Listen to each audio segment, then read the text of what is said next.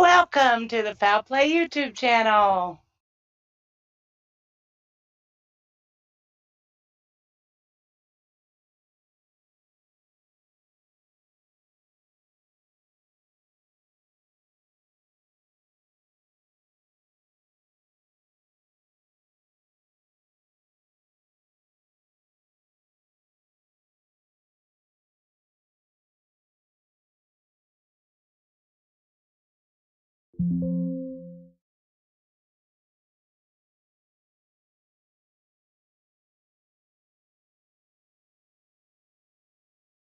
Hey guys in chat, can you hear Jack?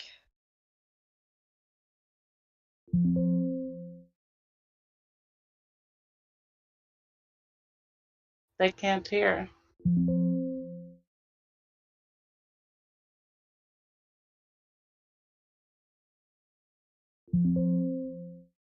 They can only hear me. No sound. Oh, now there we go. I think that should do it. Welcome to the Foul Play YouTube channel. There we go. Welcome to open mic number 71. Thank you. Thanks for covering for me. I don't know why that popped up there, but it did. Anyway, today we are joined by Phil Mealey. We were really appreciate him taking the time out of his busy life. Phil, as we know, is the writer and creator of Making a Murder, the musical. And he's, this is not the only thing he's done, guys. For those that live in the UK, they know who he is. We don't know him as well, but, he's well known there. And that, that's just as important. So, but, we wanted to have him on as a guest and talk to him about, our interest in Making a Murderer. We've done such a deep dive into so many areas of the case, and Brendan's case as well. This is another interesting twist, I think, to bring awareness to the case. So Phil was actually going to come on a couple of weeks ago, but he suffered. I'll let him tell you. But before we get started, I'd just like to say hello to everyone out there on YouTube chat. I see we've got there's Brother Yoris. I think he's actually in the at the UK rally right now. There's a rally going on, it's London, right? Guys, isn't it in London? Yeah, London. But I think it's Saturday, Jack. Is it Saturday? The 16th. Yeah, the 16th here in London, Jack. Okay, there you go. And there's Dark Side. She's our wonderful super mod. She lives in the UK. I see Nosy, my internet wife. So good to see everybody. Andy B.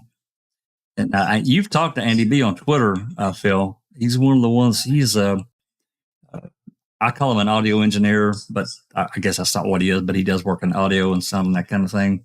He works at that studio. So got to thank Andy for making the connection here. Anyway, I'm going to just go down the list quickly. Let Allison and Susan say hello, and we'll get right to it. Hi everyone. Thanks for joining in us in chat tonight. Looking forward to this. I do have my ticket for the musical, courtesy of our William, who kindly bought me the ticket to be able to go and see the musical so that I can share it with you guys. So that'll be on the 9th of August, during the Edinburgh Festival. So looking forward to that. Thanks, Al. Susan?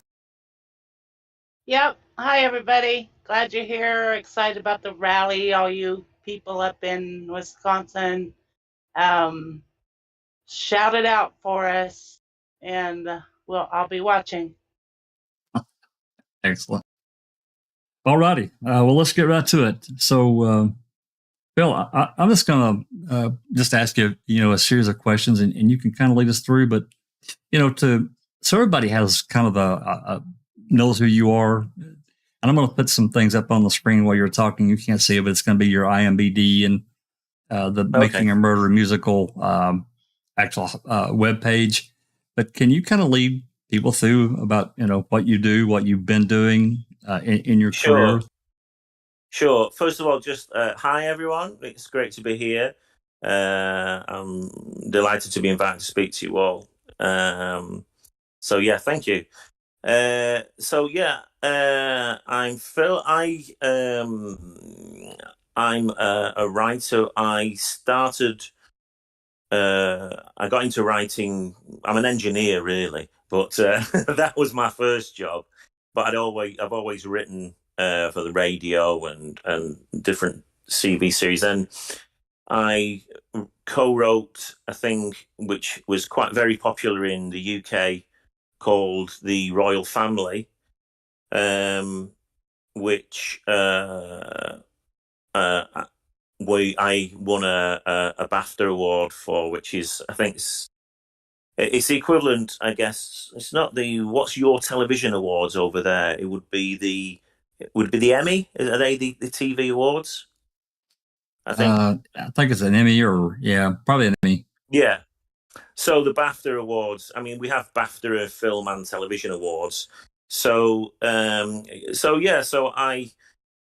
wrote The Royal Family. I also wrote a thing called Early Doors, which we again was a sort of comedy drama, which we toured around the UK and in Glasgow at the SSEC and the big arenas here in England. And so my career, I've done dramas with Steve Coogan. I don't know how well known Steve Coogan is over in America, but I know he's been in quite a few movies over there with Ben Stiller, I think, and he's been on Curb Your Enthusiasm. So I've got quite a long history now in TV and stage writing. So that's kind of how that's my career. And this goes this goes back to in the 90s. Is that about right? Yeah. So I started in the 90s, and then we did The Royal Family, and then myself and a guy called Craig Cash, we wrote a thing called Early Doors, which is it's sort of you'll probably understand. It's like a cross between Cheers and One Flew Over the Cuckoo's Nest. So it's set in a northern pub with a gang of sort of disparate characters, and again that was a popular here in the UK. And yeah, that's the thing. We in 2018-19 we did some live shows for that all over the country, which was about the time. So during that period of time was about the time that I became interested in making a murderer in the documentary itself. Interesting. Well, that kind of leads us, I guess, that would be a good segue into, when did you see Making a Murderer right after it came out, or was there a period of time before you actually watched it? There was a period of time when I watched the first series just before the second series came out. Gotcha. So, and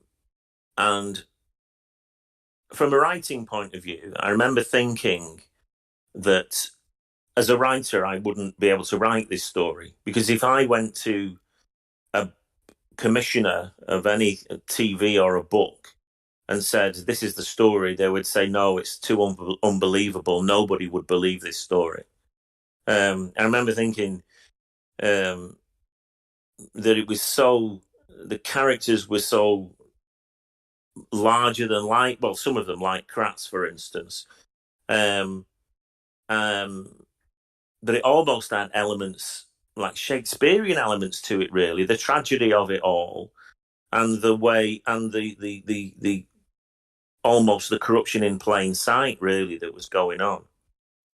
So I remember thinking, well, the second series, that I'd be really interested to watch that, but there's no way that we'll see any characters as larger than life as we've seen the first, then lo and behold, Kathleen Zellner walked through the door. And yeah, so yeah, then obviously I sort of became obsessed with the series and read as much information about the case as possible. Just curious. I guess everybody, and you probably can't answer this in one simple measure, but I know for me, personally, when I saw the first, I saw it within 2 days of it coming out. I binged it, and late December 2015, and for me as an American, what I caught immediately, I didn't know if Stephen and Brendan were actually. I really felt like Brendan got really screwed, but I wasn't sure about Avery. But what I took away from it overall was the lack of due process. Now I don't know how due process is handled in England or the UK versus how we handle it here. I think that was the thing. That was the thing about the first series. I mean,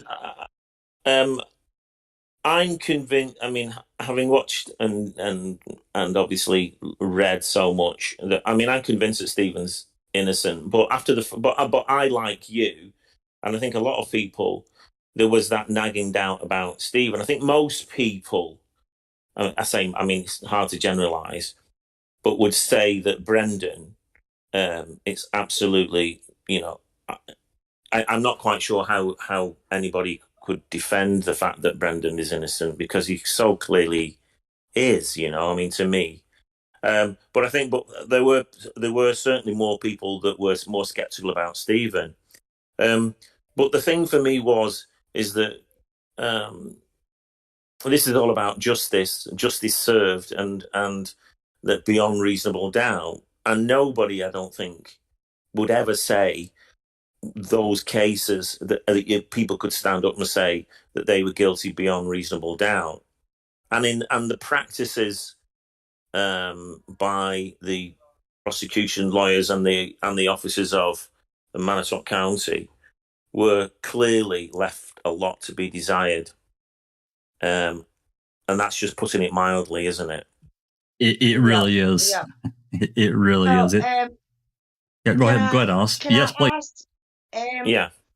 Why do it as, Edinburgh Festival is a mixture of all things, comedy shows, actual shows, films, things like that. Why did you choose to do it as a musical? When I watched the documentary, I wanted to do some. I was passionate about it and wanted to write something about it. And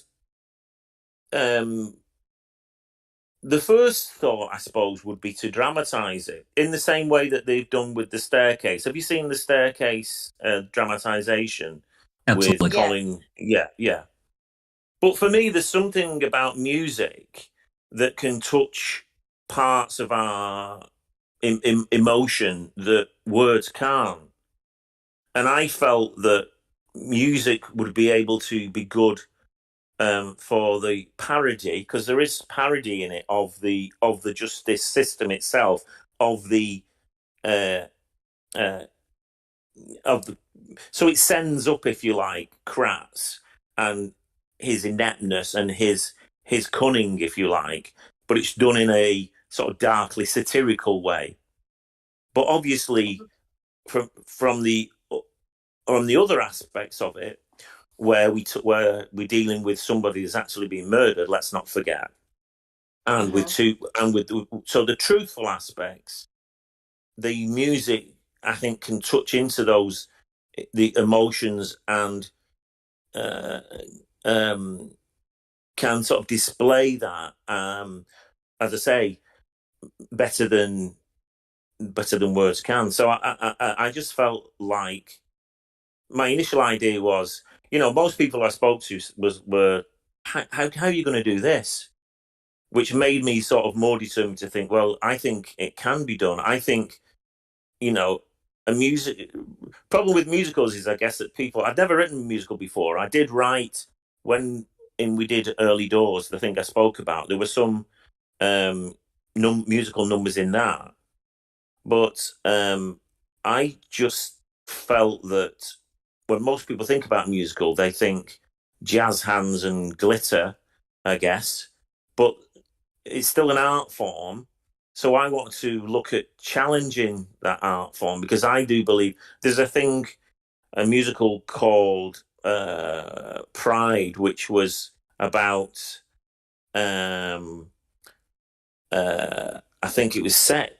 It might have been set in. I think it was set in America, um, where a guy from an ethnic minority was actually put to death for raping somebody that he wasn't guilty of, but it was clearly that it was he was framed. And also, Stephen Sondheim did a thing called Assassins, which was a musical about the assassin, and it even involving Reagan's assassination. So, and Les Miserables is a serious musical. So, for me, I wanted to be able to use a format that could, in some ways, ridicule, or certainly, well, ridicule might be a strong word, but parody comedically the likes of Kratz and the officers of the county. So I have to ask, Phil, is Kratz a soprano? No. but you know what you'll really like, and you'll get this. But a lot of the people in the audience, his main song is called "The Prize." Perfect. So awesome. Yeah, his song is. So when he gets introduced to as the DA from Calumet County that's taking on the case, he says a little speech, and then he breaks into a song, and the song is telling all them that congratulations, you've won the prize. So he's telling the people that he's the prize, which I know it's a little in joke, I suppose, about from people who know Kratz and know about the case, but I quite liked that. That's fantastic. Yes, well, I actually have a question from the chat. Yeah. And it's from Rhonda SD, and she says, Brendan is not a character, he is a real person waiting to go home. How will you portray him? Well, whenever you portray anything, that's like saying, I don't know, what case could you take? JFK. You could say, well, John Kennedy was a character, but he was murdered. I know Brendan's a real person. He's not a character. But obviously, when you're writing things, if you're writing something that is based, The Crown, let's say, for instance, the people in that's big on Netflix, I think. So anything that you write that features people, I know that they are real people, but obviously we dramatize real people.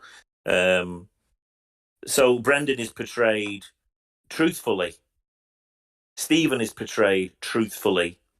Their songs, their numbers, if you like, musical songs, are from a point of view of, with Brendan, it's about his being confused and being not being quite sure what's happening. So his dialogue is truthful, and that's the same with Stephen as well.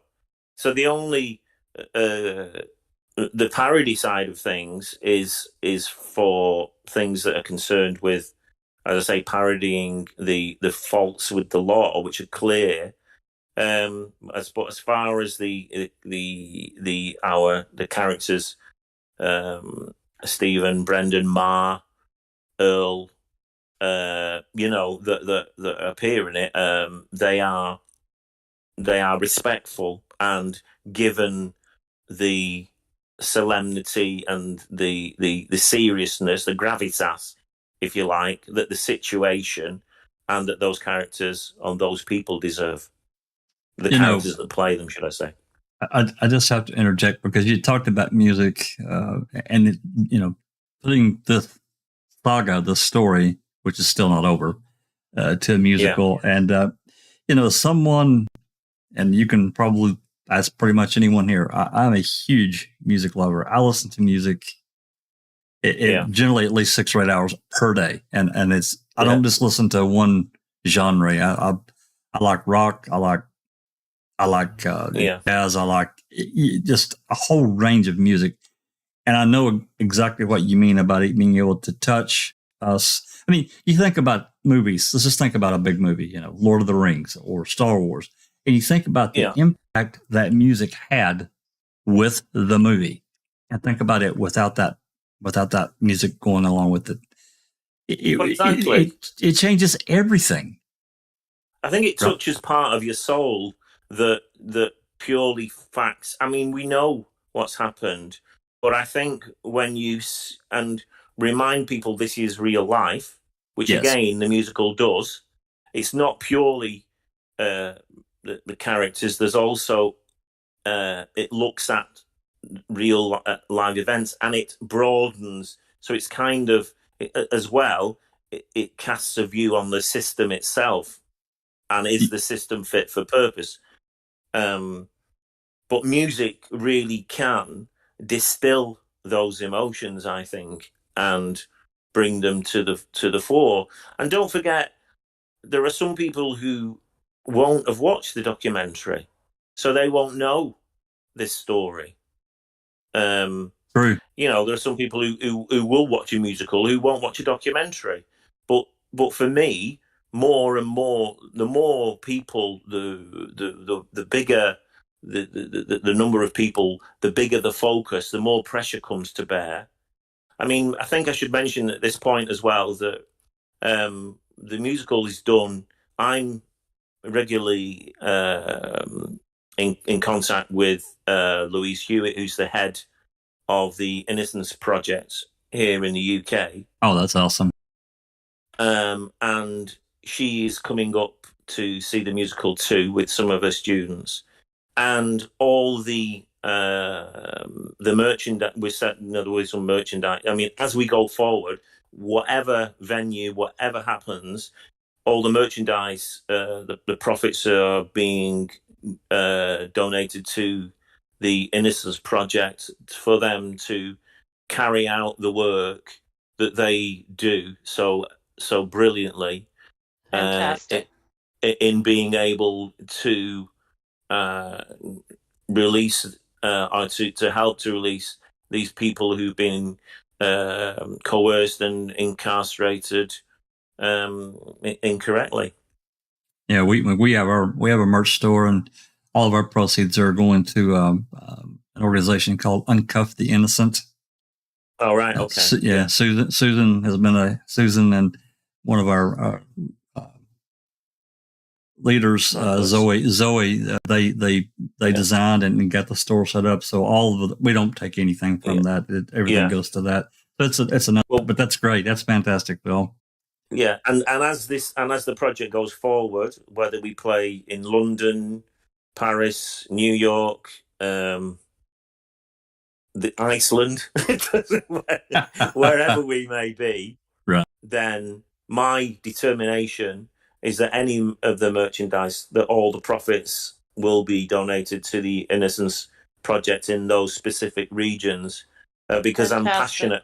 I'm passionate about the fact that this situation, that we're so quick to bring people into court and to prosecute them and charge them as guilty, and then it takes the system another 18, 20, 25, 30, 40 years, however it is, to be able to do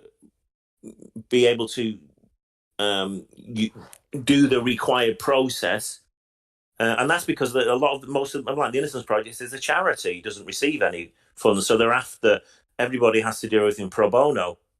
So with some money in the pockets, I mean, sorry if I'm rambling on a little bit, but no, you're fine. The head of the Innocence Project, Louise, was telling me the other day that one of their cases, there was some CCTV footage, and they had to get the guy to recover to do it pro bono, and they asked him in sort of April, but he'd not done it by now because he had more other projects on the go and that he was being paid for. Well, this money in there that they would help to expedite and perhaps speed up the process.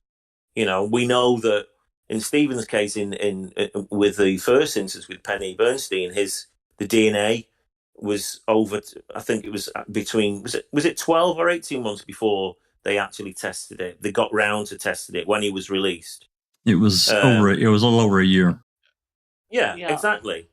So it's clear that some finance will help these people to do, as I said, to carry on the work that they're doing, and that is one of the aspects that, you know, my social conscience is clear that wants to try to contribute to. There's a couple of people in the chat that I think have an idea that this might almost be making light of this, or it's a comedy. I didn't think that at all. But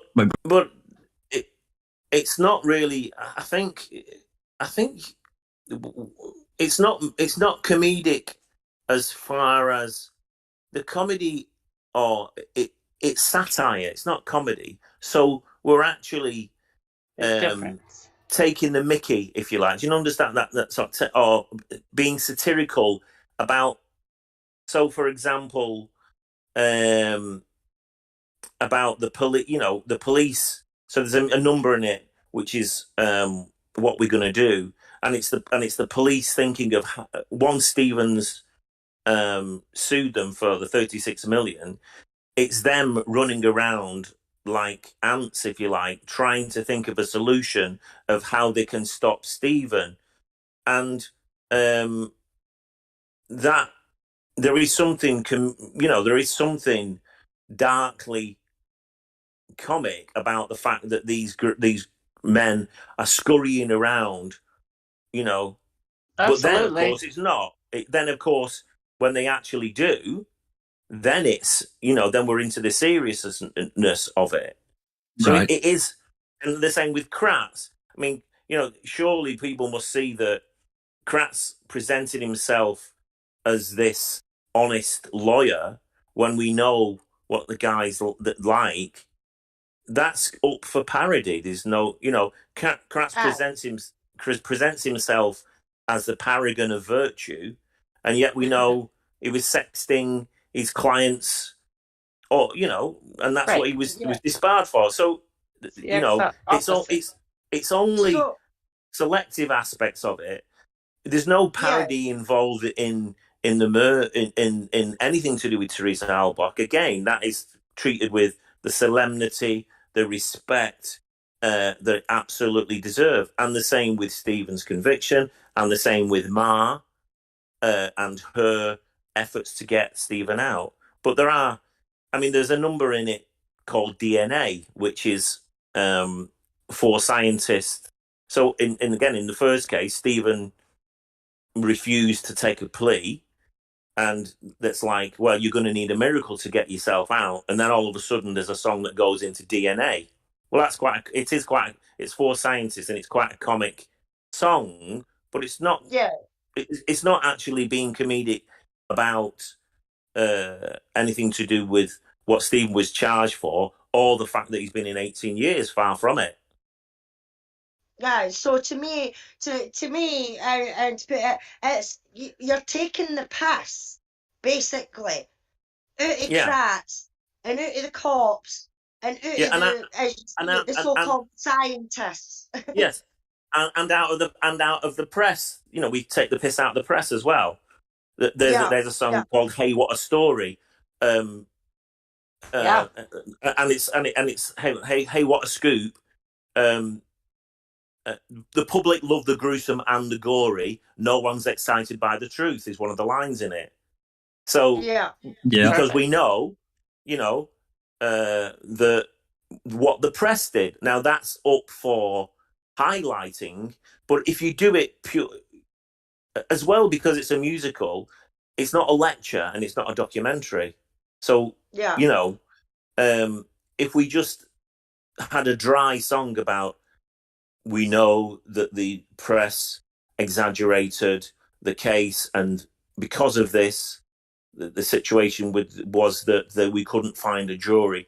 Well, you can say that, but you can say that in a more satirical way than just a dry way. You know, do you know what I mean? Absolutely. Yep. And I'll think about also, Phil. A lot of people don't understand British humor. They don't get it, and for a long time I didn't either. But it's satirical, and at its heart, I think about, and it's not a perfect. This is not a perfect example, but I think a show like The Office, the U.S. version, and it's a mockumentary. Yeah. I literally hated that show when it first came out, but then light went off as like, and my son said they're mocking a documentary. You have to get that part of it, and it's so British. It's so satirical, and from then on, bam, man, I loved it. I got it. So, we're mocking the institutions that are at fault. We're highlighting the fault of those institutions through parody. That's what we're doing. We're not, in no way are we mocking or parodying the case, the victims. When I say victims, I'm talking about I'm talking about the families. I'm talking about Teresa. I'm talking about Stephen, Brendan, and other people that have been have been incarcerated wrongly and still in prison. So that is not on the table. What is on the table is parodying the faults of the justice system, of the fact that there's a trial where a prosecutor can try two people for one murder, but with a separate chain of events. Now, that it's not, that's actually not parodied in the musical, but it's made very, very, very clear. And we did a workshop of it, and people who had even seen Making a Murderer were like, "No, that didn't happen." I said, "It did happen." In the documentary, I don't. I mean, it was in the documentary, but a lot of people missed the fact that, in one hand, Kratz, the prosecution, Kratz is saying that Steve, that Brendan, that Teresa was murdered in Stephen's trailer, and then in the next thing he's saying, no, she wasn't. She was murdered in the garage. Then he's saying, was Brendan Dassey there? Did he help? Yes, he did. And then he's saying this all points to one man and one man only. Exactly. Yeah. So that we highlight those things are very, very highlighted, are focused on and highlighted on. So so we are basically putting a spotlight on the inconsistencies, and we're parodying the faults of the institutions, like the police, where because they're going to be sued for 36 million, there's what, right from the get-go, is Stephen Avery been arrested yet? They were, you know what I mean? Yeah. So Well, we've got a couple of questions from chat. But before you do that, Alice, one thing. Hey, Disco. Hey, Disco. Disco. Hey there. I just wanted to jump in for a chat. Hi, Phil. I'm a very big fan. Good. And I've got my ticket for the same day as Alice to come and see it in fabulous, great Edinburgh. So I'm really looking forward to it. And we had a bit of a plan to do some things, but I'm sure Alice will tell you about it. But I just wanted to say I'm a big fan of Early Doors, and thank you. And I didn't know that you were taking it live. So we took it live. In fact, again, you know, this is something that this is a separate aside, but just for you, we did the tour, and once we'd completed the tour, unfortunately, a friend of mine last year passed away from cancer. So we put an online DVD together, and all the proceeds for that are going to a place called the Christie Cancer Research Charity. So yeah, I mean, it's like I was saying about the merchandise for this. You know, it's about a social conscience as well, and there's no way. It's very difficult, really. I think people. I'm really glad that you're coming to see the musical, because then you'll be able to tell people. I think people's big fear is that people are going to be singing and dancing about murdering people, and it's not like that. See, I had to tell them, but obviously I worked out who you were, so I had wanted immediate. Right. But then I was like, look, I'm very aware of this, and it's some of the most sensitive writing that I know in British comedy. Well, like, exactly. It'll be hot shots, you know. Yeah. I mean, you'll know that in the royal family, we had the grandma. The most successful episode we had was when the grandma passed away. Yeah. And you know, and nobody was jumping up and down and singing "Grandma's Dead."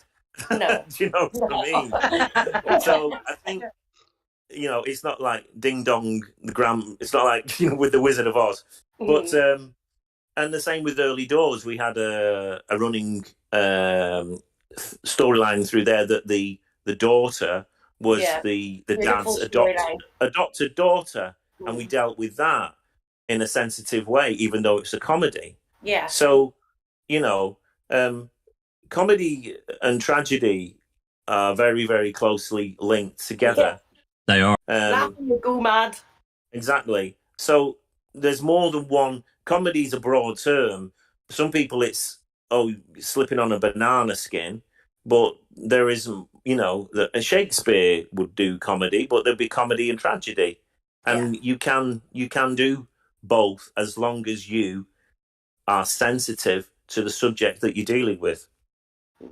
And just another quick question, because I used to live in Edinburgh and I know the festival quite well. Have you ever performed there before?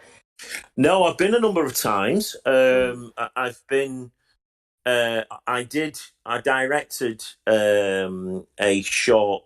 It was a guy who I was mentoring, who's an author now, and he wrote a sort of comedy play up there, and I directed that. But that only had a limited run. That was only on for like a week. So I have been up there a number of times. I must admit, I haven't been for, it's probably 5-6 years now. Right. Having said that, though, the last 2 years, nobody's done it. Also, everybody will be raring to go this year for sure. Yeah, well, this is the first year for 2 years, isn't it? So yeah. So I'm really looking forward to it. I mean, it is an eclectic mix, isn't it? Of you know, you have drama, you have ballet, we have music, comedy. It's there's sort of something for everybody, isn't there? Yeah, and it triples in size, so you know you're right to highlight it. It will get a lot of notice. Yeah. Before we get too far along, Alice, you had a couple of questions. I interrupted you, and I apologize, but I wanted to get this go. Thank you. Yep. No, that's absolutely fine. Yeah, we have Sherry Lynn Patillo in chat is asking, are the cops going to plant the RAV in it? Very good. So I've consulted lawyers on this. So the one thing I can't do in it is the same as making a murder, really. I can present... I mean, to be honest, there is so much information. I mean, don't forget, the Netflix did 2 documentaries, almost a total of 20 hours to go through this story. And we've got 1 hour with music. So really, it has to be an overview of the story. Of course, there is the suggestion in it that the car was planted, as was the key, as was the magic bullet, as was the blood. But for us to go, this isn't a documentary. If you want an in-depth analysis or Zellner's theories, then the documentary is the place for that. This is looking at the emotional side of it. It looks at the connection between Stephen and his mother, and how she suffered, and how it affects the effect it had on the family, and how she steadfastly campaigned on his behalf, and his feelings that unfortunately came to pass, that he worried, that his mother wouldn't get to see him released, and sadly she didn't. So there's the, this isn't the documentary.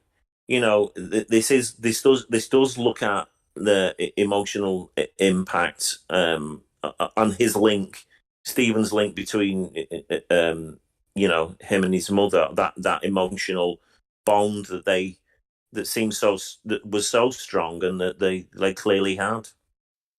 Absolutely, they did.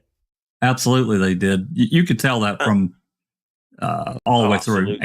And then, even, the thing is that not only us, we're not the only ones doing it, but we have requested, and I'm not sure, how much you've looked at our website and our library, and I'm bragging a little bit, but we just have just a massive amount of information, documentation, audio, the jail calls between Jody and Stephen, Stephen and other people. We just have it. So, we've taken a really huge deep dive, and I think that's kind of where people are like, well, what can you do with a musical? But I understand it. I get it. And whereas they're looking, this is not a documentary. This is emotion. This is looking at, it has to be an overview, because it isn't a documentary. It isn't an analytical look at all the evidence. That's for another genre, that's for another medium to explore. That's for radio, for you guys, for maybe Netflix. This is looking at the emotional impact. There are two characters in the musical that are imaginary characters, but they are two residents of Manitowoc. One who are friends, who in the longer version, they actually, in this version, they have a disagreement. One of them believes that, they must be because we look at the discrimination as well. The Averys are discrimination comes in all forms, whether it be race, whether it be class, whether it be sexuality. So that is something as well that we explore. Nice. One of the these two friends, one of them is, well, wouldn't be surprised about Brendan. After all, he is an Avery. And then you, on the other side of the coin, her friends is like, well, hang on a minute. We can't just judge people because, what class they're in. Right. She herself, the lady who is from an ethnic minority, who discusses it with her. So she has her, well, hang on a minute, we're friends. How are you judging? I'm in the minority in this town. Do I get looked at in that way? Am I to be persecuted like that? So it asks social questions as well. Well, awesome. that was definitely, I think, a huge takeaway for a lot of people, because and I know it's probably different there than it is here, but a lot of people view people that run junkyards and salvage yards as dirty, thieving bastards, basically, and that's just not the way it is. Their environment may be more limited, but that doesn't mean that they're bad people. No, per se. Well, I think that I'm sure this is the same. It is in the UK, and I'm sure it's the same in across the States and in towns all over the world. There is we all know, or when we were growing up, I'm sure, of your parents saying, don't associate with that family because they're bad. That family will lead you into trouble. That's right. You know, there was a local family in the town where I live that everybody knew. They was, oh right, okay, you don't mess with them. They're always fighting, or there was just something, so there are victims everywhere, but again, so for me, it's that thing about discrimination. Just because you run a scrapyard and maybe you don't mix, you're not part of the middle class, or the townsfolk or the city folk, or you're isolated from the you don't mix with the others. To me, does that make you a criminal? No, it doesn't. But that's what people like to put people in pigeonholes, don't they? Absolutely. They sure do. And I that's have why a question. Oh, yeah, sure, sorry. yeah. From the chat, Andy B says, Phil, can you do a run at St. Helens Theatre Royal so I can see it? Yeah, yeah. If you want to finance it, well, that's. I mean, what we're looking to do. Obviously, we're playing. We're up in Edinburgh. We what we want to do is obviously get a bigger producer on board so that we can do a full theatrical run of the show. I mean, it's only, I think, as I said earlier, this in Edinburgh, you only all the slots are an hour. That's just in the festival. That's just how long you get. You get an hour. Every artist that's there. There's that many shows on, so it's even more difficult when you think that we've had to condense this and do an overview of this story in 1 hour. Really, it's a 2-hour musical. Probably more, but I mean, I was just gonna ask you, how long is it? Is this something that you could have multiple parts to? What I'm saying is, obviously, if it's a success and people want more, that you could literally add to the story. Is it kind of built that way? Yeah, no, I mean, it is. It does have an arc to the story. So, but in truth, to do the story justice, but not from a forensic point of view, from the point of view of telling a story, if you like. The musical should be longer, but it should be, I say a couple of hours really, because there are aspects of the story that I'd like to have gone into. Sure. I mean, there are, and there are other scenes, again, like the DNA scene in the musical. It doesn't advance the story. I mean, it tells us, if you've not seen it before, that DNA is what is the thing that got Stephen released after his first incarceration. But we have almost like a barbershop quartet of scientists, sort of nerdy scientists, doing a song about DNA and how it revolutionized the release of various prisoners. But it's a kind of fun song. So so this is what I mean by the elements of it, like the DNA song, are them, going through how as a barbershop quartet singing about DNA will save the day. Is kind of what they and how it's revolutionized, but in a funny way, in a comedic way. Interesting. There's a question here. It is such a complex story. It is. Oh, it's a highly complicated story from and The sad part, Bill, is, I mean, like I said, we go after through open records legally. We go after as much documentation as we can get, because there was so much that the jury did not see. The judge, it was kept from them, and it's so, there's just no way that jury could have made a proper judgment. There's just not anyway. No. Got a question here from Rhonda SD. She says, Bill, who will benefit the most from your musical, do you think?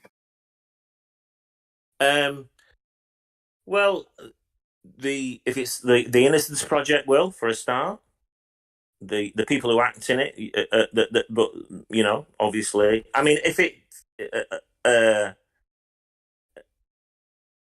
it's a case of, I will certainly, but it will also highlight and reignite people's focus on the story. Thank you. And the more and more people who become more and more aware of it, then the more people realise that this is scandalous, how this could have occurred, and more pressure will hopefully be put to bear on the system that's resisting even an evidential hearing for Stephen. So, I think lots of people will benefit from it. Social pressure. I think it's to be able to, depending on how popular it becomes, to be able to potentially put millions and millions of pounds into, or however, even if it's £50, £100 into the Innocence project, as I think whether you've missed the fact that all the merchandise from every performance anywhere in any town anywhere will be is the profit is donated to the Innocence project to carry on their work. That's so is outstanding. Is a massive thing. And Stephen and Brendan will surely benefit just from more exposure. Of course, that's the whole thing. The thing is as I said, there are people who, in this country. I don't know how. I know it's popular in America, but it has been a while now, and it's almost like if it's not on the front page, then it disappears. And the idea of this is the more people that are aware of the inconsistency and the injustice that's gone on, then the more it's only the public that will change the system. The governments won't, because they so I guess that's the answer. Here's a satirical but funny and kind of a tragic question from Pete Moss. Do you include something about Andy writing reports? I'm sorry, I missed that. What did you say? Pete Moss. He says, do you include something about Andy Colborn writing reports? He was such a terrible report writer. Oh, right. Yeah. No, I mean, Andy, no, unfortunately, again, that's another aspect of it. But Andy Colborn, the avid report writer, he writes one report every decade, doesn't he? I think something like that. Yeah, it's terrible. No, it's terrible. Oh, he's disgraceful. Anything with Pam of God in there? It does. Yeah, I mean, it refers to Pam. It refers to Andy Colborn. As I say, if we spent it also refers to oh God, what was Teresa's boyfriend called? Ryan Hilligas. Yeah. So it refers to Ryan Hilligas as well. Yeah. Mm-hmm. So yeah, but again, it's one of those. In an hour, it's very hard to delve deeply into those characters. So it is an overview of not just the case, but the emotional impacts on people as well. I imagine you have Kathleen in there. Oh, Kathleen's in there, yeah, for sure. Oh yeah. Yeah. Well, Kathleen's basically, you guys had to take your work of what you've completed. You said was 2 hours or so, and whittle it down to an hour to present this at the festival. So that had to be really difficult. So it has been a mammoth a task, really, and to try to do it some kind of justice. I mean, I think from the people who know the case will see more of what's missed out than what's included, probably. But again, this isn't the documentary. This isn't right. This is this is, if you like, the main points of the story arc so that it can be followed by somebody who has never seen the documentary, because that's what we're looking at. There are people who come and see it who, in fact, the majority of people, I guess, eventually would be those people who've never seen it, who may have heard of the documentary or can't quite remember what happened, or saw the first series and then didn't see the second series, or saw a few episodes and then gave up. So this is really, I have to be mindful of making sure that the audience can follow it. I mean, I'm very aware of the case, and I sometimes fall into the trap of, and somebody will say, well, hang on a minute, what happened here? And I'm like, oh, of course, yeah, I'll need to explain that a little bit better for people who don't understand that Gregory Allen was under surveillance for 2 weeks. You know, I do, you know, so yeah, so there's some aspects of it I do, I have to bear in mind that this is again, you know, it's a musical. It isn't a chapter and verse on the case. You're trying to tell a story. You're trying to tell a story from an emotional impact side.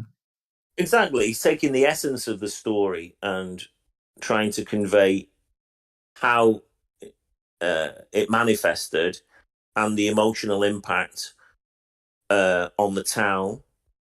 You know, there is a scene with which is hope very moving. I hope that people will feel with the vigil for Teresa Halbach.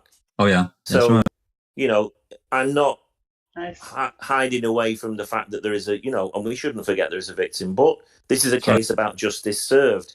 And you know, I myself had a sibling who was taken in tragic circumstances when I was younger, so I know the pain of that. But the balance of that is that justice is justice served, isn't it? Justice served for the victim, justice served for the accused. And if justice isn't served, then that's a problem for all of us, because that means that any of us could be in the wrong place at the wrong time and be arrested and being charged and be incarcerated for something that we didn't do. Yeah, you know, and we talked about class, you know, different classes of people, and you know, I basically absolutely. People said that, you know, Stephen says poor people lose all the time, and he's right. If you've got means and money, the system is different for you. Sadly, in this incarnation of the musical, but in the fuller one, because we've got so many, there's quite a lot of this in this musical itself. In the hour musical days, I think there's 14 songs, so there's a lot of songs in there. But in the full musical, there's a song that it's called "The Price of Justice," which is, you know, you get the verdict that you pay for in lots of cases. You know, the way that the system works depends on how much you pay, and that is, you know, when you think about how much that prosecution team was to cost the state against Stephen's defence. I mean, I'm talking about stranglebuting, and let's not forget that he paid a lot of money for stranglebuting, but it pales into, you know, if you looked at percentage-wise compared to how much the state spent, and then you think about somebody who's just has a lawyer. Well, it's like the Law Society over here, but in America, I think you just have what do they call it? The state, the just appointed lawyer that people get. Public defender. Yeah, the public defender. That's right. Yeah, so you can imagine there's a complete imbalance there. Oh, so, hugely imbalanced. Hugely imbalanced. Yeah, yeah. So yeah, again, so broken. That's another aspect of it that we try to touch on in the hour. There's a lot to get in an hour. There's lots to get in an hour. Yeah. So I mean, no, this isn't really a question for about the musical, Phil, but yeah. Do you have an idea? We're watching the documentary and everything that you've read and things like that. Do you have somebody in mind that could be the killer? That's some. I mean, I have, but that is that's something we don't really touch upon in the musical, because that is more. That's for Zellner to. You know, to look at the evidence. It would be wrong, I think, for me. I'm not a lawyer, but I think it would be wrong for me to, you know, I'm telling a story on the case as I know it to be, and I'm not privy to the information as far as who I would think. I mean, obviously, all you know, all arrows all arrows are at Bobby. All arrows are at Bobby. Although I do feel, I do feel that somewhere along the line that the people involved in the Ryan Hilligas and the crew involved in the search party, whether they were corrupted by the police or whether they, what's the word, whether they coerced with the police into, displaying the evidence that was occurred. I don't know. It feels like it to me. It feels like it to me. Well, I'll say I won't speak for the rest of the panel, but I know what they think. But a lot of my suspicions, and that is on Ryan Hilligas. Yeah, that's what I said, yeah. And the only reason why I go those lines is he had scratches and things like that on his hands that never got questioned by the police about. He had 21 drop calls in the time would be on the property, things like that. And not only that, is the way he was involved with the media and the search party and giving Pam of God the only camera and things like that. It reminded me a lot of Ian Huntley and the way he was with the press and everything like that. So my suspicions myself is it's nothing to do with Bobby, and it's Ryan Hilligas has got a big part. And Jinx in chat as well, she agrees with me. She's our top suspect. Well, that's been Jinx and I's top suspect for a long time. I feel that it's more than one. It's certainly more than one party that's involved. Oh, I don't think absolutely.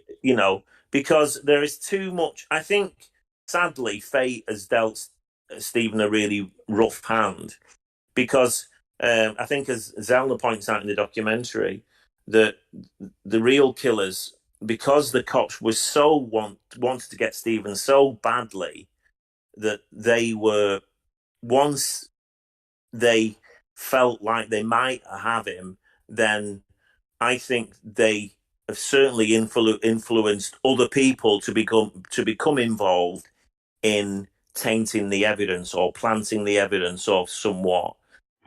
Whether so in any way, there's more than just I think there's certainly more than one or two people involved in the obstruction of justice.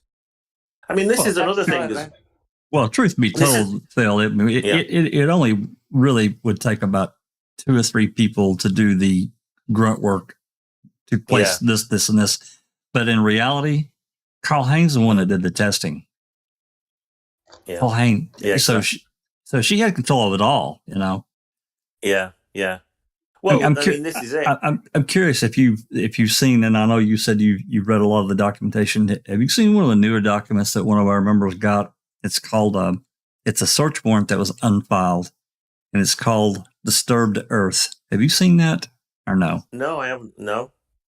I'll link it here in the chat, and you can read it later. But basically, in this unfiled search warrant, it was a warrant written by Mark Wiegert on November 7th. Oh, yes, I have. Is this their land near the quarry that Cuss Road? Yes, Road. Sorry, I didn't quite catch that. Yeah, because on that quarry road, it's clear that something. Well, it's not clear, but the earth was disturbed. They were over there for quite a while, weren't they? Looking at that area. But not only that, there was a phone call, and Fassbender wrote a report about this phone call that he had with Steve Harrington at the Wisconsin Crime Lab, and he had a conversation, and Fassbender writes his report. However, in this Disturbed Earth affidavit, he says that there is a blunt and bloody instrument found in that raft. Yes, I read that. I mean, but surely if that's the case, I mean, Zelda must be aware of that. Well, that if that must have access to that document, because that would be another thing. We don't know if she had it or not. We sent it to her before we publicized it. And she didn't say to hold it. So I don't know. I mean, the way that, I remember Christina, the way she got it, she literally wanted a blank form of what officers fill out when they fill out for a search warrant and an affidavit. That's all she wanted, was the blank form. They first told her, hey, we don't have that, not really. And she said, surely your officers have some kind of form that they go fill out.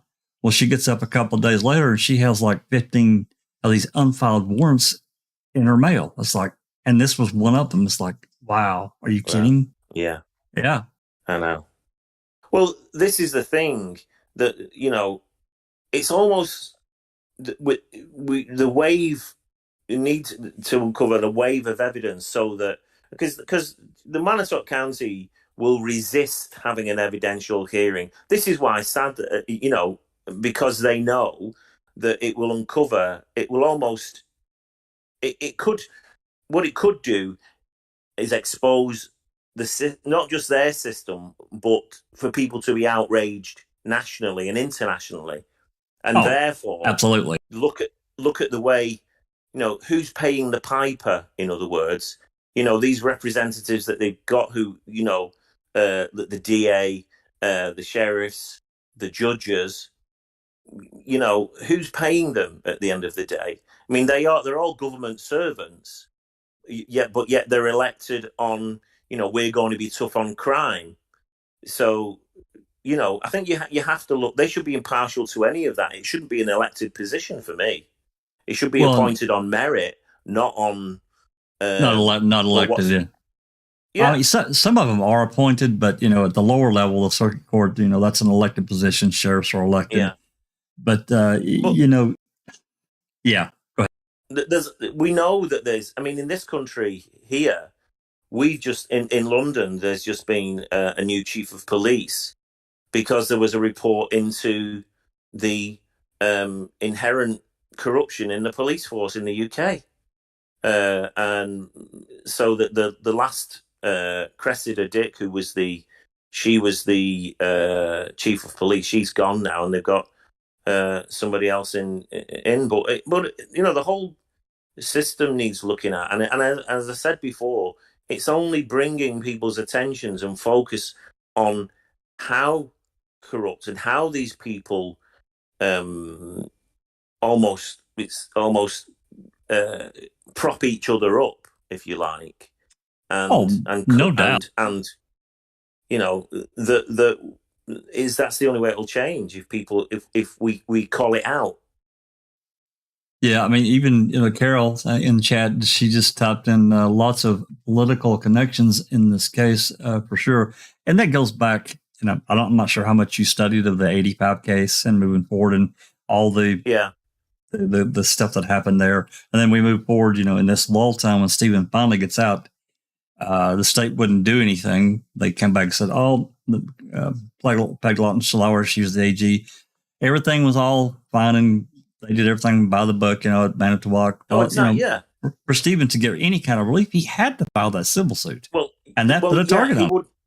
Yeah, it was more about, I mean, because I can't imagine how much balls it takes to sit there to go, look, I'll serve 36 years because I'm innocent and I'm not going to take a plea.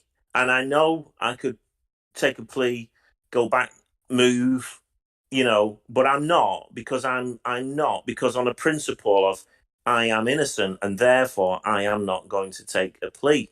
And then for the authorities to investigate and say, well, there was nothing done particularly wrong. Stephen was, if you'd been in 18 prison, you want somebody to answer for that. Well, yeah, absolutely. If you knew that Gregory Allen was under observation for 2 weeks and then they went missing, if you knew that people in that department were saying, look, we think you've got the wrong guy, if you knew there was a phone call 10 years into your sentence that said, look, we've got a guy here and he's committed an assault and he's confessing to the one in Manitowoc. You'd want answers, and you'd want somebody to be held accountable in any job. Absolutely. In my job, in your job, in the people, in your members' jobs, anybody, you should be held accountable. This is why I as well think that it's wrong that certainly those those officers and judges and people who are found to have used their position and use the power that they have willingly to the detriment of other people, they should be held accountable for it. They should be prosecuted. They should be up for jail terms or whatever it is themselves, because they're obstructing. That's part of the outrage of justice. That's part of the outrage, that people felt, when Make Your Murder hit, that there were all kinds of, I call fringy kind of things that happened that really shouldn't have. It's because people took it too far, because they were so angry at the system and this abuse of people's positions. And I totally get it. I was too. I was outraged at what they did to Brendan. Exactly. I really was. I mean, Kaczynski colluding with Kratz. Oh my God. It's outrageous. And those people, they should be held accountable for that.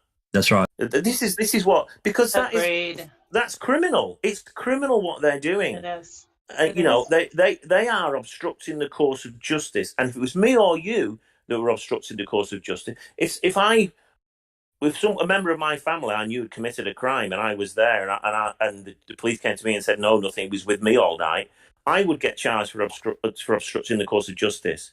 And that should apply not just to me, because they are citizens too, whether they're a judge or a police officer. They're still a citizen. The law is blind. The justice system serves all, regardless of creed, race, power, favour, and that's how it should be administered, in my opinion. Absolutely.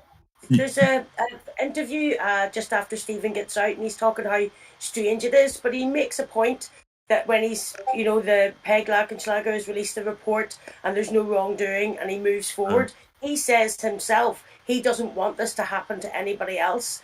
And that shows you what type of person he is. He's not really thinking pay back, Well, I really believe, this is, again, one of the reasons firstly, I trust Zelda, because I think Zelda's, she's a much wiser person than I'll ever be.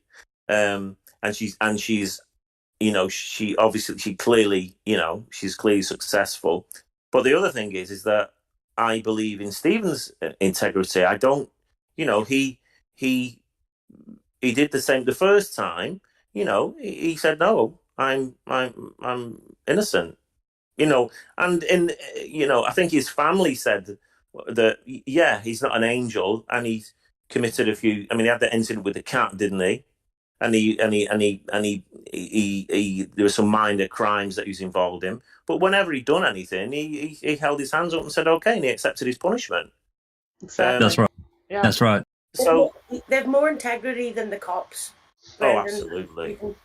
I think clearly Colborn, Lenk, Lenk is but all of them, that department have colluded.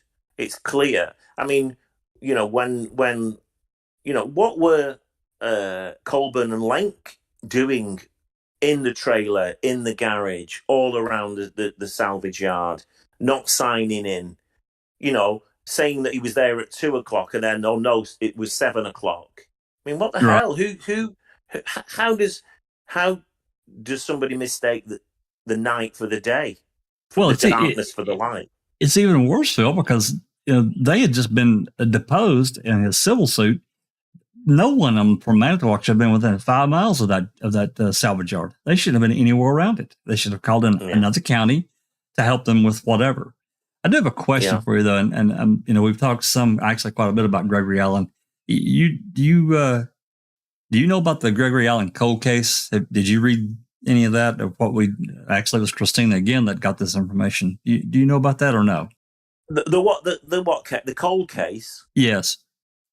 No, sorry, just enlighten me. Okay, so I'll go through this as quickly as I can. So obviously, Avery gets he gets charged in 1985 for the Penny Bernstein rape and assault. He gets sentenced in 86. Gregory Allen goes about his merry way, and one of our members, Sunshine Christina, she's like a bulldog. She gets the bone in her. She gets to taste the blood in her mouth about somebody. She will not stop until she gets answers, if at possible. Anyway, so she gets curious about Allen and his movements of what he did.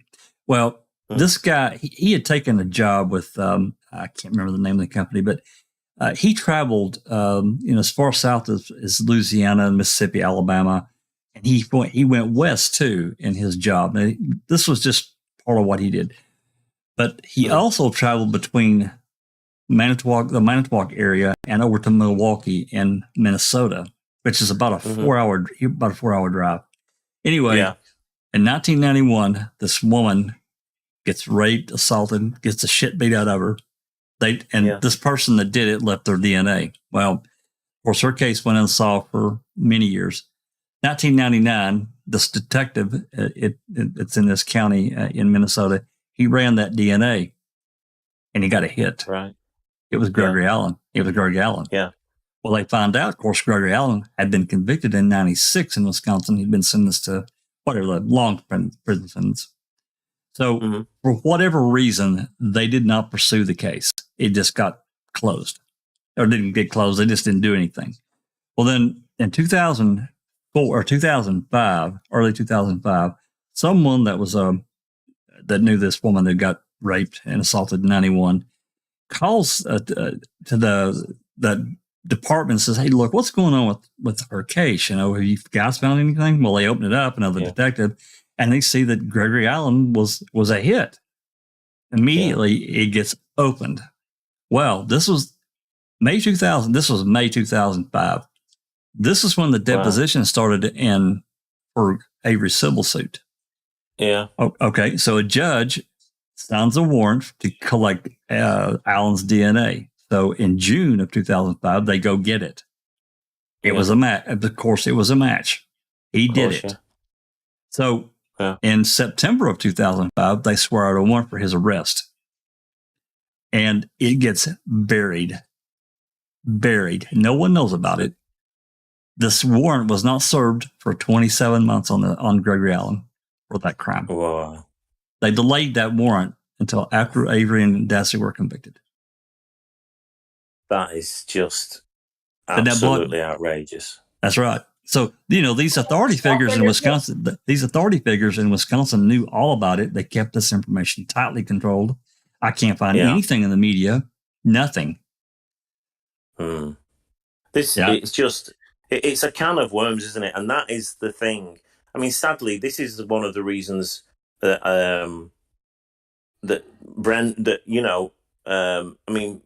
Paul Brendan, that it went, that Judge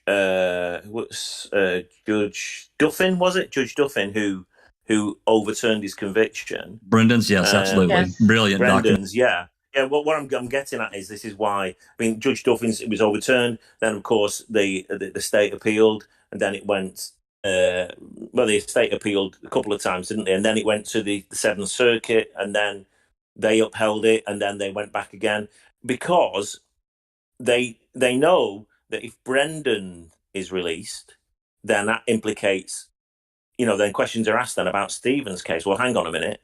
What happened, as we understand it, it has an implication on Stephen's case as well. Hugely. And people will look at that. Absolutely. So, and they know, and it just will open up a whole can of worms that they're desperate to keep a lid on. Well, you look at, if you remove Brendan from the equation, let's go back to the, beginning of March 2006. You take Brendan out of that equation. No search warrant. They don't find Item FL, which is the bullet fragment with Teresa's DNA. So that backs everything out. And of course, we know the bullet. Zellner found out this bullet has got wood and red paint on it. Yeah. So that it's just absolutely mind blowing. Exactly. And bringing Brendan back into the equation, the bullet is found the day after that they coerce a confession out of Brendan. That's right. So so 4 months after they've searched that garage numerous times, that they've had the concrete up in the floor. We've not got no DNA, we've got no blood, and now all of a sudden they coerce. They find out. They put together a story. They get Brendan to affirm it, and then the day after they found that they mysteriously found the magic bullet, as Jerry Buting says. Yeah, dust-free magic bullet. There was no dust on that bullet either, and everything in that garage was covered in dust because before they jackhammered everything. Exactly. Yeah. So it's just, it is outrageous, and the more people, as I say, it is a can of worms that they're just trying so tightly to keep a lid on, but it's outrageous. Well, it's a hysterical story if you think about it. It's hysterical, and not in a some of it's kind of. I mean, you almost have to laugh but it's not. It's a hysterical horror story about. In the musical, I'm going back to that. There is the two in the courtroom. We have the two friends who are at odds with each other, because one of them represents somebody who thinks, oh yes, it must be the Averys, and one of them is saying, no, this can't be, and so she starts talking about the key in the trailer, and on the 7th time they search and the bullet, and then one of them says, did they find a greenhouse because they found so many plants? So because everything else has been planted there. So, that is hilarious. Oh my God. So that's what I mean about parodying. When I say the comedy is in there, it's done selectively, and it's done, in the moments where we're highlighting, where for comic effect. Well, they found a key in the trailer, on the 7th time they searched, the bullet, all those things, the remains in the burn pit, and also some that were over a quarter, almost half a mile away, and and then nobody found a greenhouse because they found so many plants. It is about showing the absurdity, really, of the inconsistencies that have gone on in this case, and in the evidence that's been used. I have to say, Phil, I'm extremely what's the word? Shit, my mind just went blank. Excited? Impressed? Scared? No, impressed with your knowledge of the case. You've obviously done a lot of research. You're very knowledgeable. I've done lots of research, and I can assure anybody that, because I think people's worry is that so this is it's a bit insensitive, or it's going to be crass. Cheeky. It's just cheeky or whatever. Use too much spooky music, or the guilders will come for you. Yeah, exactly. I mean, this isn't even Book of Mormon. It's, I mean, although I don't know if you've seen Book of Mormon, which lampoons obviously the Mormon religion. But this isn't that. This isn't. I find that a little bit cruel in places. This is in no way anything like that. This is done sensitively. I mean, there will be people. You can't please everybody all the time, and so there will be people. And you will be people who will say, "Oh well, what about the cat?" X, Y, and Z. Yeah. What about the cat? So they always fall back on. He must. He killed the cat, so he must have done it. Well, right. Or what about or seriously now, what about the families of the Halbach family? And I've said before, I have my deep sympathy for them, and it's I have experience of losing, as I said, a sibling myself. So I know, same here. I know that's some of that pain, but at the end of the day, if something's wrong, we have to address it. We have to. When something is inconsistent, for the sake that it doesn't happen again, and for the sake of everybody, that justice has to be served, because for all parties, for all victims. Otherwise, as I said before, we're all liable to be. We can be arrested, and if we let that go, then any of us could be in the same situation. Well, we can hold terrifying how often it happens. Absolutely, and we can hold Cranston the same hypocritical kind of argument, because look what happened in his case, and he gets charged with the sexting and all. So he doesn't get handled by the regular cops like you and I would. He gets handled by the OLR, and it's wrong. It's wrong because he's a lawyer, he gets handled by a different set of people. Really? Yeah. How's that exactly. right? And I mean, you look at well, absolutely. How can that be? You look at Brendan's case when it went to the en banc. Is it en banc? I think they call it en banc. That's right. Yeah, and I think there was something like 40 odd cases in something like 40,000 that had ever gone. It was sort of 0.1 or 0.2% of cases that had ever gone where the conviction had been overturned. Sorry, by the Judge Duffin who'd overturned the conviction, that was upheld by the Seventh Circuit with just the first 3 judges. For it to go to the Seventh Circuit, then it was sort of 0.2 or 3% of all the cases that have ever been submitted to that Seventh Circuit of the en banc, the full en banc, never got there, but yet Brendan's did. Yeah, coincidentally. So again, it all smacks of.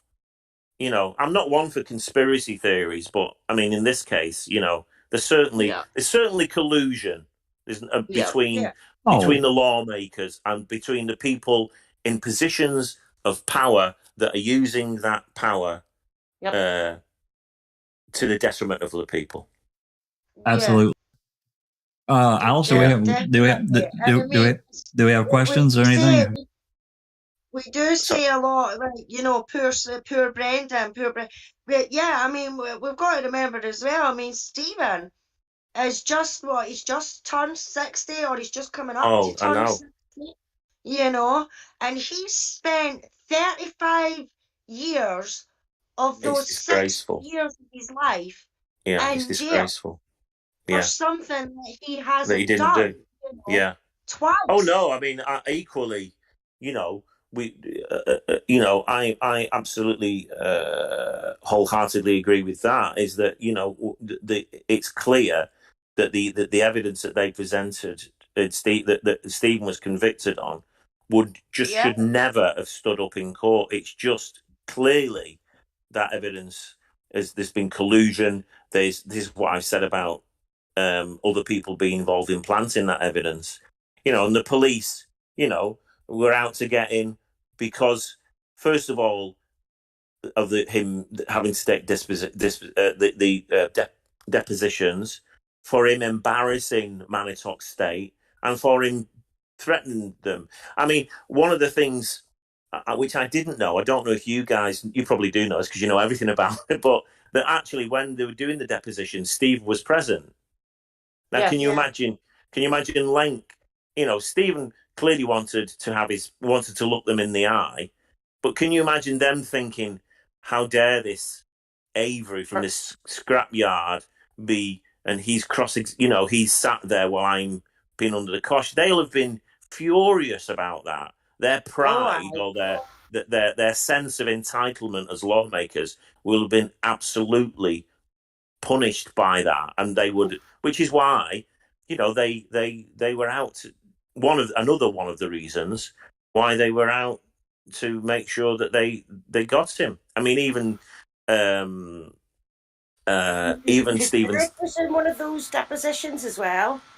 Tom Kazuk Was present Yeah. in the depositions as well. We found out, didn't we, Jax? Yeah. Yes. Oh yeah, he was Yeah. there for I'm gonna say all of them, but definitely for many of them. Yeah. Which would have been stirring you think about what you just talked about, Phil, right there, Stephen being in these, pretty much every deposition they had. You think about, they knew. Now, I don't know how many in that room actually knew. I'm guessing that Fallon probably did, knew about what was going on with Gregory Allen. And here's the thing. If you read the depositions from beginning to end, what Glenn and Kelly were after in those depositions is what these people knew about Gregory Allen and when they knew it. That's what they were after. Yeah. Yeah, they did. So if the news of this cold case had hit, it would have blown those depositions wide open. Yeah. Well, didn't he deny? He had the statement in his safe, didn't he?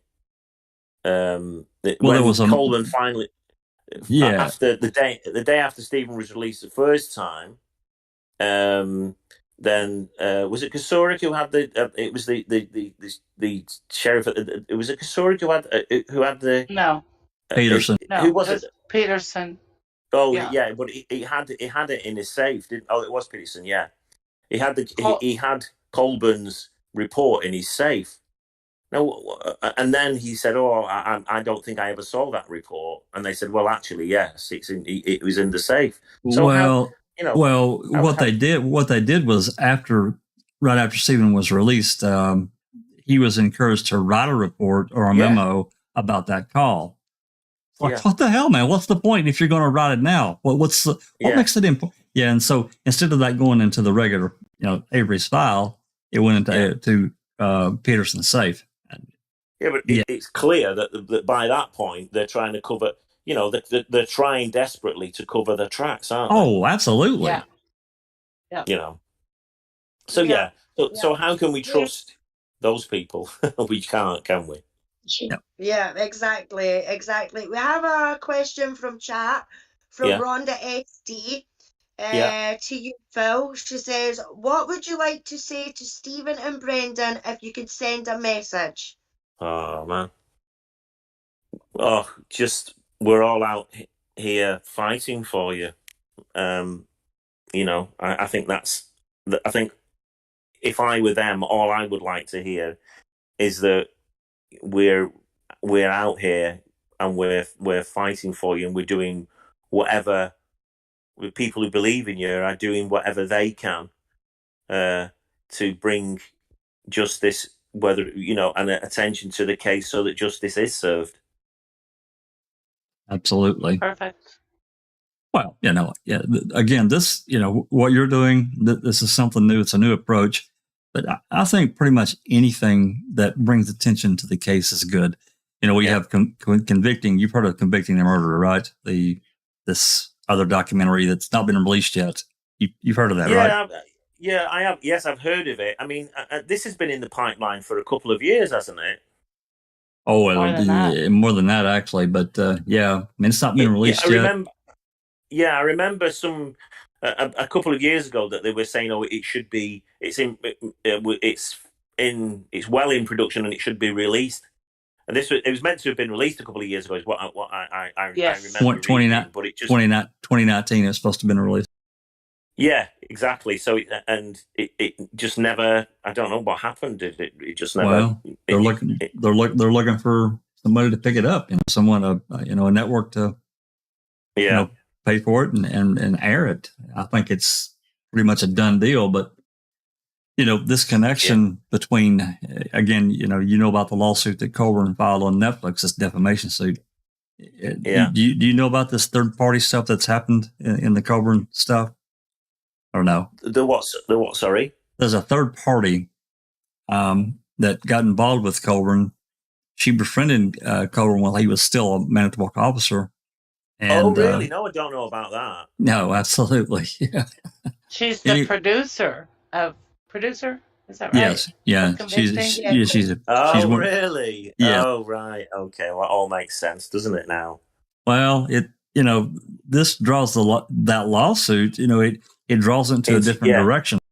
We don't know what's going to happen with it. Of course, they're nowhere near trial yet. I mean, Colborn still hasn't given his deposition, that's coming up on the 21st of this month.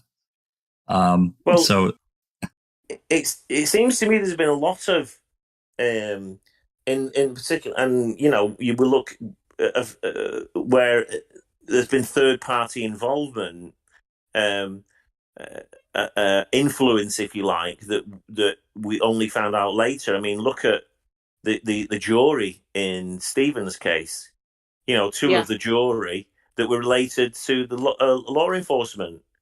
One of them had a dad had his son work for Manitowoc. So and they were the two. As I understand it from the guy, I can't remember his name. The guy that was released for they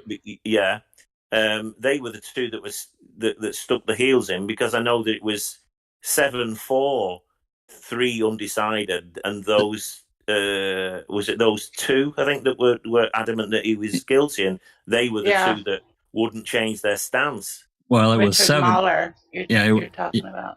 Yeah, it was 7. It was 7 not guilty, 3 guilty, 2 undecided. That was the first vote. Yeah. Oh, sorry. I knew it was. I couldn't remember the split. Yeah, it was 7. I knew that it was 7 not guilty. And it was those 3, and particularly the 2 who were connected to the law enforcement. I don't know what their relation to it. I knew one of them was the father of somebody, but I wasn't sure of the other one. But I knew somehow they're related to law enforcement. One had worked in the clerk's office, I believe. Right. Yeah, one was in the clerk's office, and the other one, the father, he had a son that was on the jury. He had a son that worked for Manitowoc Sheriff's Department. Yeah. So, and he was a part-time. What type of officer was he? Not a real officer, but a reserve like a officer, community officer. Right? Oh, he would drive around, looking for, I forget, nothing important kind of thing, but like a reserve officer. Yeah. Okay, it's knocking off at 1 o'clock here in good old UK. So, and I'm working. I start. So I'm going to London next Sunday, and we start rehearsals for 2 weeks, and then we're up to Edinburgh, and then we've got 4 weeks. So yeah, I'm going to have to make my excuses and leave. Well, no, that's why I was saying I knew it was really late for you, and that and I'm going to throw this out here. I'm going to throw this out here to you. Anytime you want to come back, you name the time, we'll make it work. Oh well, I'd love to. And I tell you what would be nice if anybody when I'm in Edinburgh, if I've got some time, if some of the guys have seen it and want to ask me any questions about the musical, or I'd love to hear what they think and all that kind of stuff. So Alice Disco, there you go. You got some homework.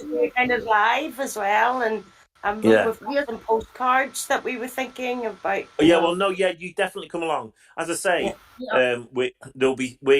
you'll see on the t-shirts we've got some t-shirts with I've Making a Murder, and it says it's got proud supporters of the Innocence Project on them, and the sign there with all the facts that all the money from the sale of the t-shirts is going to the Innocence Project, which is we're really proud about. We're really pleased about. Yeah. How many? I'm sorry. Sorry, yeah. I just said we're very excited to go, and I'm telling all my friends to go. And a lot of people live in Edinburgh, so I've been telling them to buy tickets. Oh, great! I'm really looking forward to seeing you. And I say, if you hang around and you just let me know who, then I'd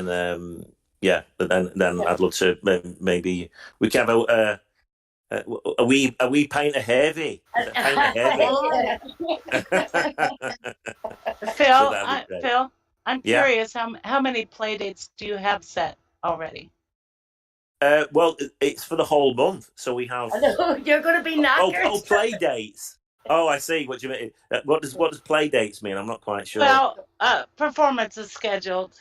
Oh, right. That sounds like something that I misinterpreted that for something else. No, Edinburgh's crazy. Like all the artists usually you have like 1 or 2 days off, but you just play them off. one day. So we're doing. Wow. It's the whole month, Susan. It goes on for the whole month of August. So it's from the 3rd of August to the 20. It's the 3rd of August to the 29th of August, and we're on at the Underbelly, which is one of the venues there, and we have 1 day off on the 15th. That's it. Fantastic. So you're only right now scheduled for Edinburgh, nowhere else. Yeah. Hopefully we get some investment in it for some and to get so that we can go on and do some more theatre runs. Maybe expand the length of the musical because there's more. There's too much information, as I said before, to include it. Otherwise, it'd be a 10-hour musical. But I certainly would like to have a look at a few other things to incorporate into it. But yeah, good luck. Good luck. Oh, it's been really lovely speaking to everyone. Thanks again for having me on. Bill, it's been really lovely. And can't thank you enough. Yeah. Oh no, it's my pleasure. My pleasure. Take care now. I'm not going to tell you to break a leg. You already broke an arm. A broken arm. Yeah. I don't need. Yeah. Don't break a leg. Yeah. Exactly. One limb broken is enough for me this year. Okay. You all take care. Lovely to speak to you. Thank you. Bye now. You too, Phil. Yeah. Take care. Well, that's awesome. Phil's trying to figure out how to disconnect from Discord. If you can't figure it out, Phil, let me know. We can kick you out. That phone with the X on it. Yeah. He found it. Woohoo! Yeah. And we really appreciate him. I knew he was busy and they got a lot going on and it's just going to get more hectic for him. So I'm so impressed with his knowledge. Wow. Yeah, wasn't that really cool? I mean, how much he knows. He's done his homework. Yes, I'm really, really impressed because I am a fan, so it was nice to talk to him. But to find out that he knew so much is really, it's quite heartwarming. Yeah. Yeah. The way he's came across to me on how the show is actually going to go, it's like the serious bits, talking about Stephen's convictions, talking about Brendan. They're going to be the kind of serious, this is what happened. But when it comes to Colborn and the cops and, as he says, the scientists and everything like that, that's where the comedy parody is going to come into it. The satirical part. Yeah. So to me, I'm actually looking quite forward to it. I'm so jelly of you two. Yeah. To see it. Yeah. I might go and see it again the next week, Alice. So if you're about, maybe we could get another 2-for-1 tickets.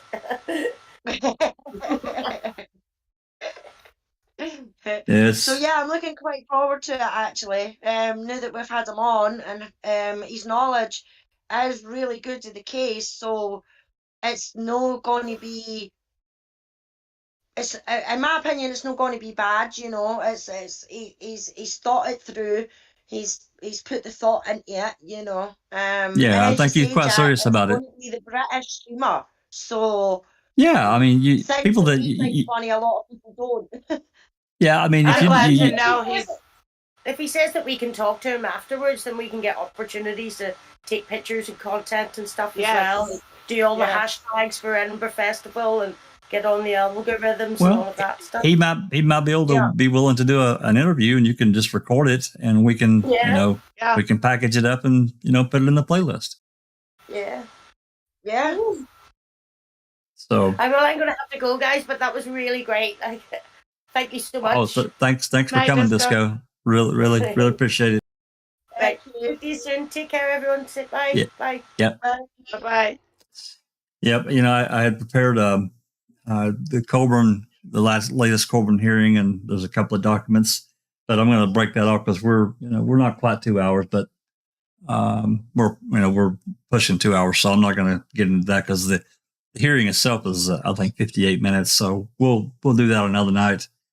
There's only a couple of documents, but we'll get that done before Colborn's deposition. So, trying to think if there's anything else we need to report. We've still got some things that we haven't released yet in the last open records that I did. We're waiting on Zellner to do her review, but she just finished another murder trial. I don't know if you guys follow on Twitter, but she just finished that. So hopefully she can review what's there. And then I'm still waiting to hear back from Calumet County on the final piece that FOIA requested. I haven't heard anything. I checked my email multiple times per day, but it's getting around that time. I'm, past the 10, 15 day mark that since I've heard from them, I'm going to send another status update because I'm not, it shouldn't take 4 months to convert 3 microcassettes to a digital format. It's absolutely ridiculous that it would take that long. They're taking the piss. Absolutely, they are. So I'm probably going to look at it tonight and go ahead and shoot another status update request. Yep. Everybody check out the merch store. Susan, there's something new that just got added, right?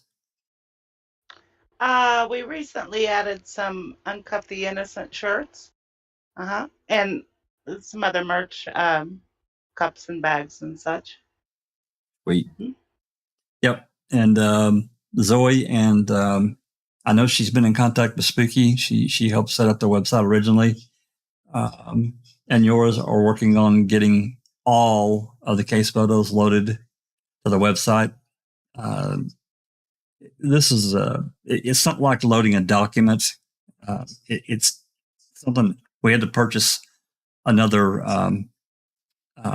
It's not a widget. It's I can't think what it's called. Whatever. It's another thing that goes with a website to do that. And Zoe just doesn't have the knowledge. It's not her background she got part of it, but she needs help. So she's waiting on Spooky to finish it up. And once it's done, the goal is to be able to type in a keyword and it pulls up. If you type in RAV or RAV4 or whatever, it's going to pull up every photo of the RAV4. If you type in, Avery's garage, it's going to pull up every photo. It's going to be that way from a research standpoint, which has been a goal for a long time. Just having the knowledge and knowing how to do it. It's not easy. So I wish I could help, but I have absolutely almost zero knowledge of that kind of thing. So other than that, want to say hope Dr. Throatman get the feeling better and continues to make progress. And let's all send him some healing energy. BB, same thing. I know Jess Rhonda's in Wisconsin with Cherie and her husband. I think she's feeling better. I don't think she's completely 100%, but same for Rhonda too. Anybody else got anything before we take off? I'm thinking about maybe doing a video on Luke some point during the week, maybe Saturday, wait and see, because I want to promote the Facebook group a wee bit more as well, because the people, the admins and that are on that group have done fantastic work in breaking down certain bits of the trial, the information, and the way they've done it is actually quite brilliant. And one of the things that they've done is remember November, because Luke was on trial in November, and they've broke it down into bits so that it's easily understandable. So I'm kind of wanting to promote the Facebook group a wee bit more, but actually show the work that they've actually put into it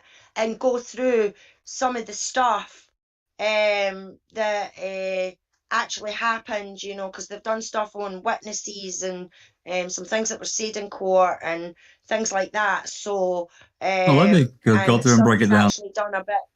Yeah, somebody's actually done a bit to actually explain broke it down and explained why we want the independent review forum. So it's just kind of a catch-up sort of thing. So that might be coming this week. Good. Awesome. Excellent. I'm probably going to do an open mic on Saturday or Sunday to do the Colborn stuff. We'll just have to see how it works out best from a timing standpoint. But I definitely want to get it done before Colborn's deposition. Hopefully nothing else gets filed.